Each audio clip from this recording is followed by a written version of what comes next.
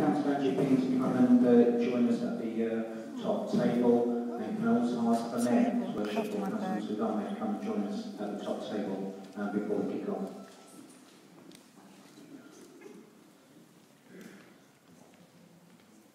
We've also got a non-executive director with us from my board and the deputy chair, Alan Wells. Alan, do you want to come and join us at the top as well? So if there's any really difficult questions, you can answer them.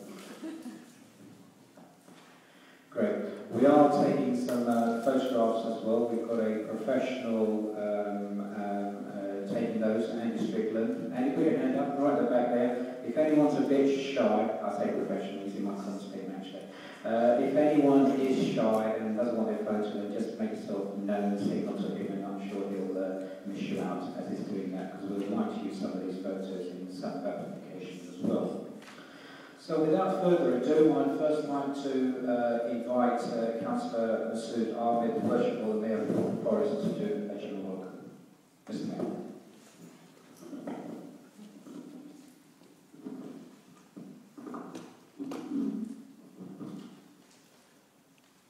Thank you very much, Councillor Zalakam. Good afternoon, ladies and gentlemen. Good afternoon, Mr. Yes, thank you. I'm very pleased to be part of the launch of a very important overview of the health of our residents in Waltham Forest. Health inequalities should be top of our agenda, and I look forward to hearing progress on reducing these inequalities. I'm very well aware of the inequalities that exist in our borough, and I hope to see the broad recommendations that are included in this report being fed into the Joint Strategic Needs Assessment. I now formally declare the launch of the annual Public Health Report. Thank you very much.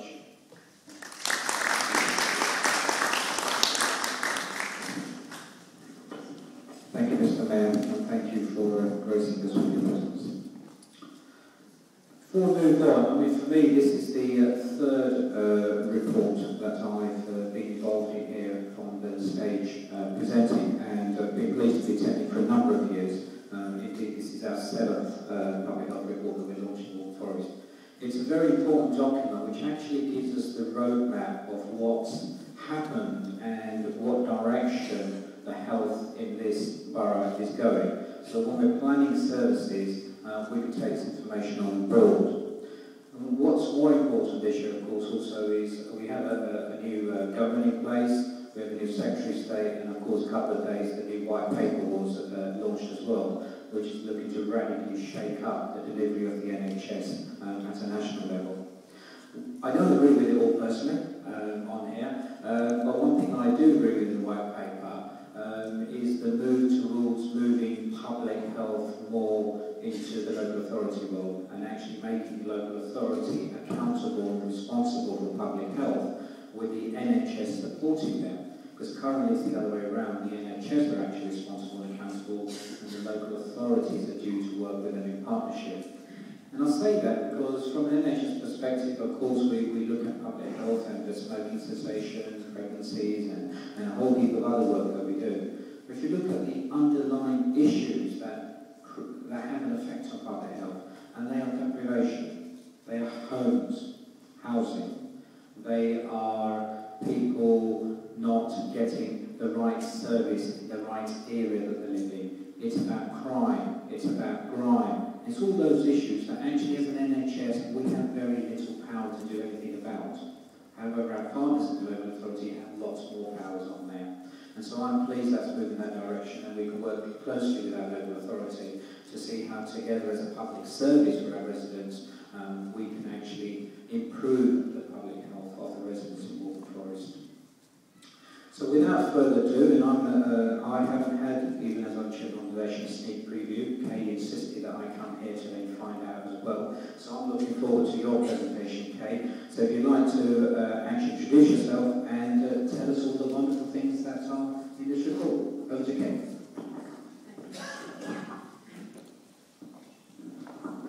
Could I first ask my team to come and sit down and talk team please come sit down in the front? Their seats.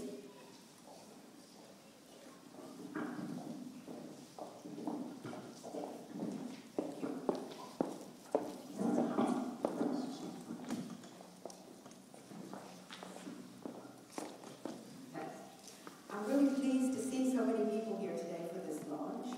The report this year departs from past formats. It addresses the health inequalities issue in Waltham Forest, and that are created by the unfair social, political, and economic environments in which people live. It doesn't contain the usual tables and graphs that I understand.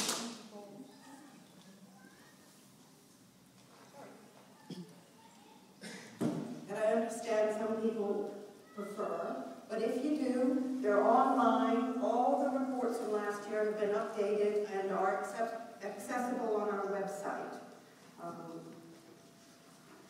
Next slide, please. Fair Society, Healthy Lives, the Marmot Review, was published in February this year.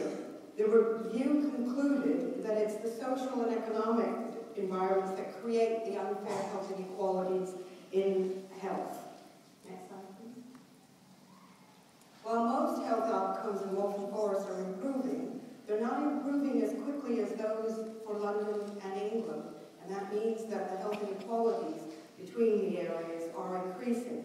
And we not only have health inequalities between other areas in the country. The tube map shows that there are about 8 years that are lost from Notting Hill Gate to Leyton, but we have inequalities from the north of the borough and the south of the borough of about 6 years of life expectancy. Next slide, please. This is the most complicated slide. After this, it gets easier. The Marmot Review proposes a life course framework within the determinants of health. Cumulative exposures to health-damaging physical and social environments point to the need to take a life course approach.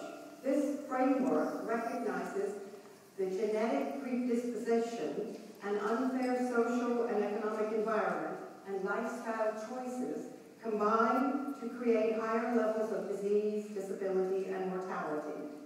Exposure to protective and risk factors for health depends on social group and begins in the womb with genetic endowment and maternal exposures. And then these accumulate into old age, turning into disease or mortality. Marmot's review proposed 6 recommendations, and they're based on the determinants of health. He and his team said that the most important thing to do was to focus on early childhood development, and that's the first one. Then he said, next you need to concentrate on education. You need to be enabling people to have more control over their lives. And he didn't mean that it should be just during the formal school. He also meant that it should continue throughout life. Then he said that we should create healthy and fair employment with a living standard that everybody could, that's the next one, ensure a healthy standard living for all. Then he's talking about prevention and the physical environment. Next one. The first part of the report deals with health inequalities that exist between Waltham Forest and the rest of the country. Almost a third of the wards in Waltham Forest were ranked within the most deprived 20% in England, and these wards are concentrated in the south of the borough. So now I'm going to go through each of the themes and tell you how we approached it. Waltham Forest has a richly diverse population. The older, white, more settled population in the north, and the more diverse, younger groups in the south.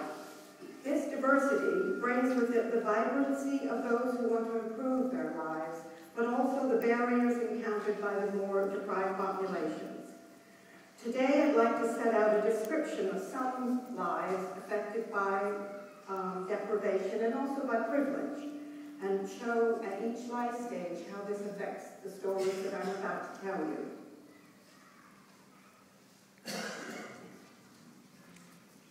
Dee, on the left, is a young teenage mother. She got pregnant when she was 15 and dropped out of school. Her boyfriend didn't want to know about it, and obviously he stayed in school. She struggled to make ends meet, but she is now back at college trying to finish her GCSEs, but that has meant that she doesn't have the time always to take her daughter Lucy to the GP for her jabs and to breastfeed.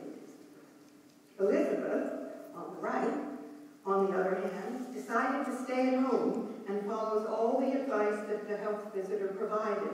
She takes Michael, her baby, along to local playgroups where she enjoys the company of other moms and comparing baby stories.